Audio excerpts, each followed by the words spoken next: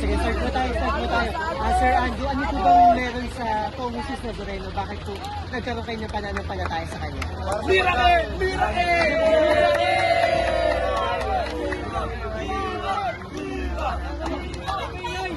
Ano ba?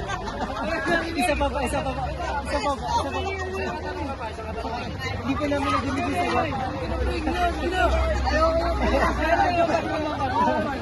ayaw ko pa kayo po ba? Ay, mga tanong ka mo. Ano po?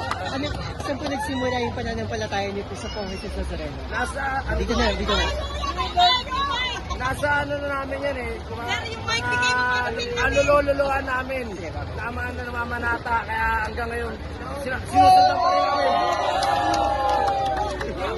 Ano po bang dasal niyo po sa Kong Jesus Nazareno ngayong 2026? Lahat ng sa pamilya ko, mawala yung sakit at maging mahabang buhay at maging Ligtas. ligtas. Ayan. Ano po bang pangarap niyo po o dasal niyo po para po sa Pilipinas? Mawala na yung mga kurap. Katulad ni Andrew Latolianes. Ayun po. Sir, maraming salamat. Ano pong name niyo po, sir? Andrew Latolianes. Kayo po ba? Ako yata kayo.